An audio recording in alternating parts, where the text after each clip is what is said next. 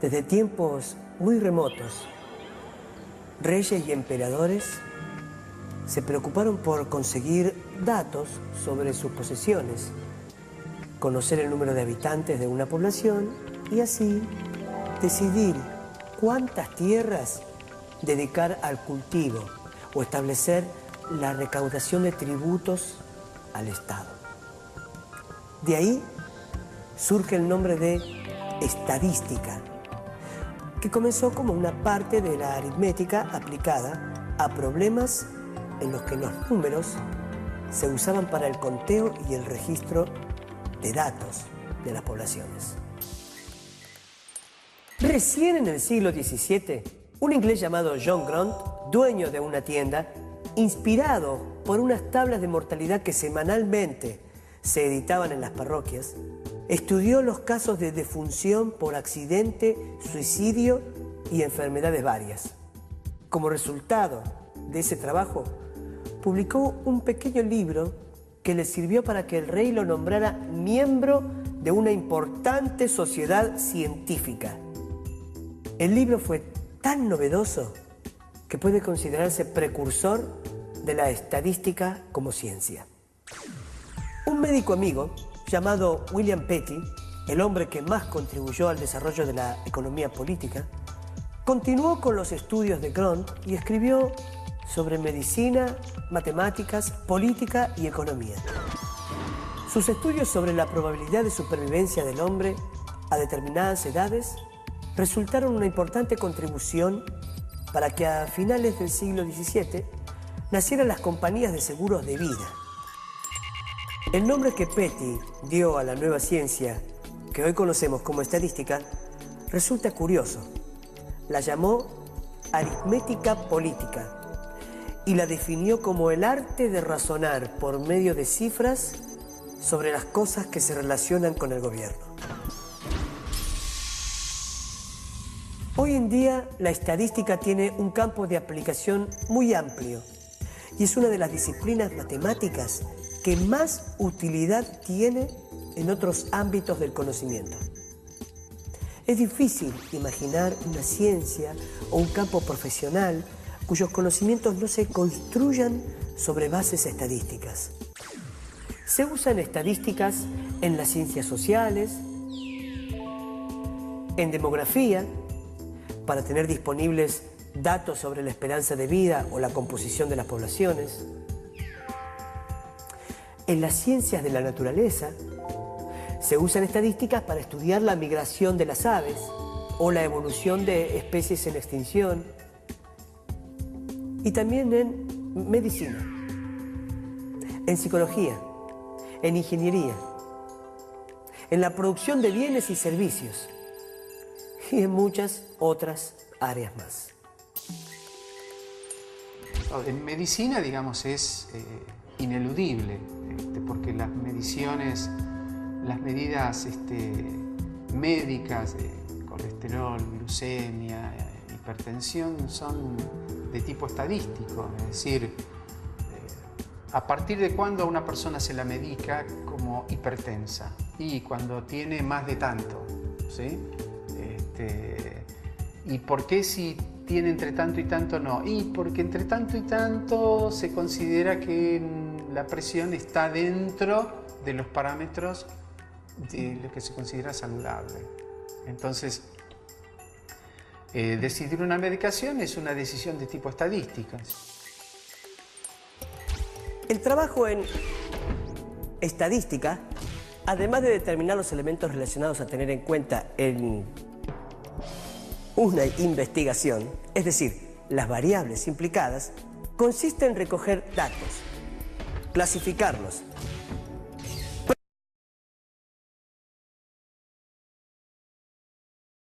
que sirvan para la posterior toma de decisiones. Por ejemplo, cuando se proyecta crear un nuevo hospital, hay que decidir dónde localizarlo. Se debe pensar que la ubicación satisfaga las necesidades de la población de una zona. Puede plantearse la alternativa de crearlo en una localidad o entre varias localidades, de manera que recibir atención médica sea accesible a más cantidad de personas. Para tomar la decisión más inteligente, será necesario disponer de algunos datos referidos a estadísticas de población, números de habitantes, grupos de edad, condiciones de vida, incidencia de enfermedades y también características de la infraestructura, la red vial, los medios de comunicación, etcétera, de las posibles localizaciones del hospital. Menos mal que construyeron el hospital cerca de mi casa. Estoy a 7 minutos de ahí. Si me pasa algo, llego rápido y sin problemas, ¿no? Igual estoy perfecto. No me va a pasar nada.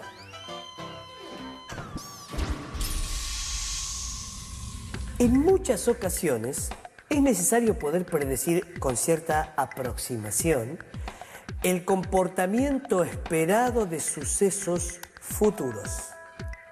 Por ejemplo, un comerciante que quiere formar un stock de determinados artículos necesita prever la futura demanda de esos artículos entre sus potenciales compradores.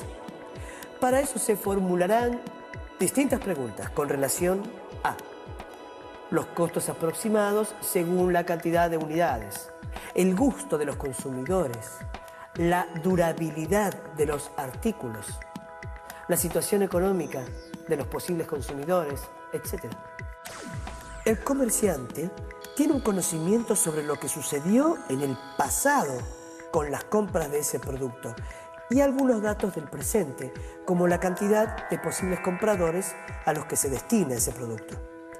Sobre esa base, saca conclusiones en relación a cuánto van a demandar esos compradores y, en consecuencia, decide qué cantidades necesita para formar el stock.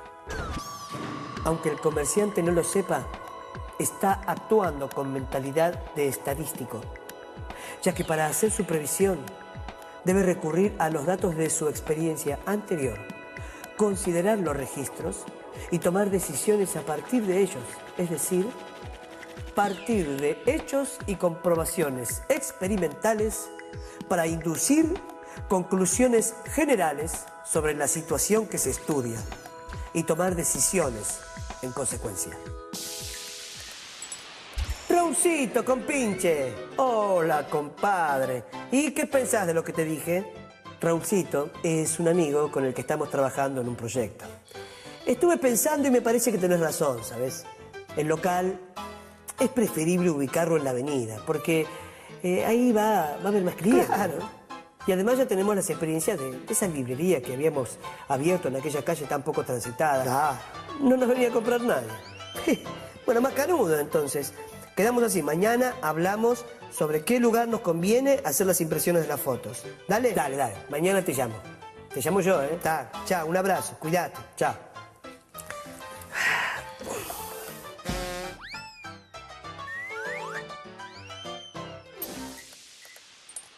Pero no solo usan este método los pequeños negocios o locales que se abren entre amigos o familiares. Estrategias parecidas deben utilizar en el plano científico o técnico los economistas, los hombres de Estado, los hombres de empresa, para tomar decisiones vinculadas a su tarea profesional. La metodología estadística les ofrece sus procedimientos matemáticos de gran potencia y precisión para elaborar la respuesta más conveniente a los interrogantes que la teoría y los hechos económicos le plantean. Y lo más importante es que le facilitan elementos para decisiones racionales.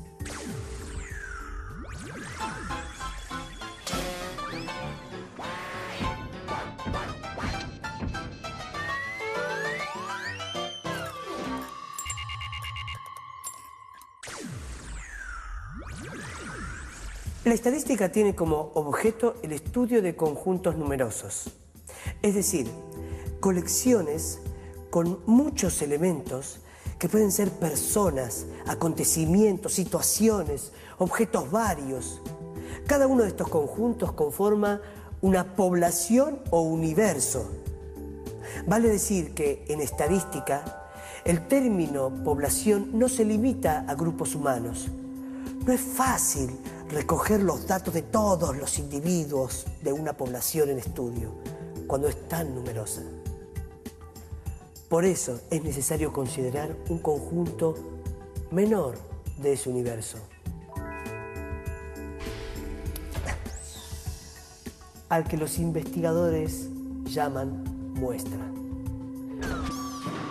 En el caso, digamos, del alumnado, la población de estudio serían los alumnos de una determinada universidad, por ejemplo. Quiero saber si los alumnos de tal universidad son mejores o peores en matemáticas que los alumnos de otra universidad. Entonces, si esta universidad tiene, qué sé yo, 20.000 alumnos y esta tiene 15.000, en general es muy costoso, digamos, tomar las notas de los 20.000 alumnos y de los 15.000 y comparar los promedios de notas de uno y promedios de notas de los otros. Entonces se toma que una muestra, 100 alumnos de una, 100 alumnos de otro, que están haciendo matemáticas, y se toma el promedio de los alumnos de la universidad de... Pero no se trata de hacer un recorte de cualquier manera.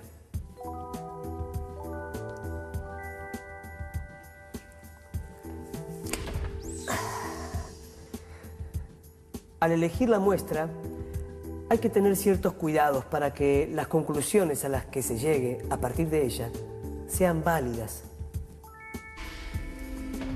para la totalidad de la población.